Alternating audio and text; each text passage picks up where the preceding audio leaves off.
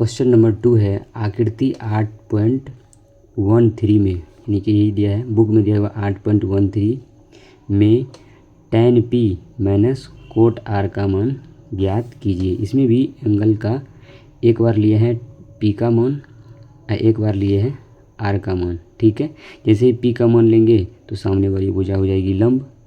ये तो कभी चेंज होता नहीं है, चेंज होता है आधार, आधार और लंब चेंज होता है। अब फिर लिया है कोट आर का मान, जैसे ही कोट आर का मान लेंगे तो सामने वाली भुजा लंब हो जाएगी, ये कर्ण और ये आधार। चलिए सॉल्व करते हैं। लिखेंगे प्रश्न से, प्रश्न में जो भी दिया है उसको निकाल लेंगे। प्रश्न से, प्रश्न में दिया है कि P से Q, यानी कि P से Q का मान कितना है 12 सेंटीमीटर, और P से R मतलब कर्ण का मान 13 सेंटीमीटर। निकालना हमको क्या है, पहले Q से R, Q से R बराबर वाट। Q से R निकालेंगे तभी ना tan P minus cot R का मान निकालेंगे। तो Q से R का मतलब किसका मान निकालना है, किसका मान, आधार का मान। तो आधार बराबर हम जानते हैं QR बराबर, आधार बराबर क्या होता है रूट अंडर कर्ण का स्क्वायर, यानी कि P से R का होल स्क्वायर माइनस लंब का स्क्वायर। P से Q लंब है, स्क्वायर हो जाएगा। ये P से Q क्या है, लंब है। ठीक है, अब चलिए मान पुट कीजिए। Q से R का मान निकालेंगे तो Q से R का मतलब क्या था, आधार। Q से R का मतलब आधार।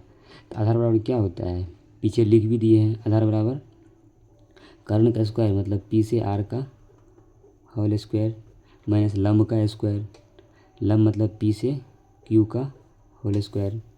P से R का मान था 13 तो 13 का स्क्वायर, P से Q के मान था 12 तो 12 का स्क्वायर कर देंगे। ठीक है, 13 का स्क्वायर 169, 12 का स्क्वायर 144। जब 169 में से 144 घटाएंगे तो कितना हो जाएगा 25, यानी कि Q से R का मान कितना निकला 5। Q से R का मान 5 सेंटीमीटर। Q से R का मान कितना निकला है 5 सेंटीमीटर। Q से R का मतलब आधार निकला है 5 सेंटीमीटर। तो फिर से चित्र बना लीजिए। चित्र में क्या था, चित्र में देखिए ये था P, ये Q, ये R। P से R का मान था 13 सेंटीमीटर, प्रश्न में दिया हुआ है, और P से Q का मान था 12 सेंटीमीटर, और हमने निकाल लिए थे QR का मान, QR का मान 5 सेंटीमीटर, तो 5 सेंटीमीटर बिठा देंगे। यानी तीनों कोण का मान निकल गया कितना, P से Q का मान 12, Q से R का मान 5 और P से R का मान 13।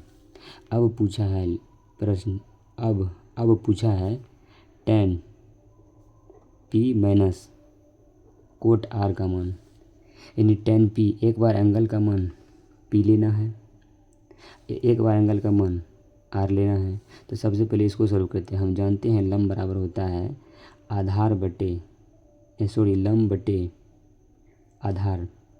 tan का मान क्या होता है, लंब बटे आधार माइनस इसका मान आधार बटे लंब, यही कोट, tan का उल्टा है कोट। इसमें जो लेना है एंगल P लेना है। जैसे ही एंगल P का मान लेंगे, एंगल P का, तो सामने वाली भुजा लंब हो जाएगी। ये कर्ण तो कभी चेंज होता नहीं है, सामने वाली भुजा लंब, ये आधार हो जाएगा। तो लंब का मान क्या है 5, तो लिख देंगे 5, आधार का मान 12। ठीक है, अब देखिए आधार, आधार यानी कोट R का मान लेना है, कोण की जगह R का मान। तो देखिए R जब यहाँ लेंगे कोण का मान तो सामने वाली भुजा क्या हो जाएगी लंब, लंब का मान क्या हो जाएगा 12, आधार का मान 5, लंब का मान कितना निकला 12, लंब का मान आधार का मान 5 सेंटीमीटर और लंब का मान 12। ये क्या है, फिर से लिख लीजिए 5/12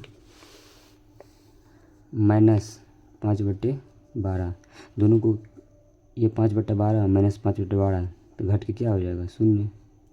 आंसर क्या निकला 0। ठीक है, फिर से देखिए प्रश्न में पूछा था कि tan P minus cot R का मान ज्ञात कीजिए। एक बार एंगल का मान P लेना है और एक बार R। जैसे ही हमने एंगल P का मान लिए तो ये P का मान लिए P का, तो सामने वाली भुजा हो गया लंब, ये आधार, ये कर्ण तो कभी चेंज होता नहीं है। मामला ये दोनों में है, जैसे ही 10p का मान लिए तो लम्ब ये हो गया, तो लम्ब का मान बिठा दिए 5, ठीक है। और आधार का मान 12, 10p में और कोट r में चलेंगे, एंगल का मान क्या लेंगे, कोट r लेंगे, r जैसे यहाँ लेंगे तो सामने वाली भुजा लंब हो जाएगी, लंब हम बैठा दिए यहाँ, लंब देखिए लंब बैठा दिए हैं 12, आधार का मान कितना हो जाएगा 5, 5 बैठा दिए, 5/12 माइनस 5/12 बराबर 0, ठीक है। मैं उम्मीद करता हूँ कि आप लोग ये वीडियो को समझे होंगे। मिलते हैं नेक्स्ट वीडियो में।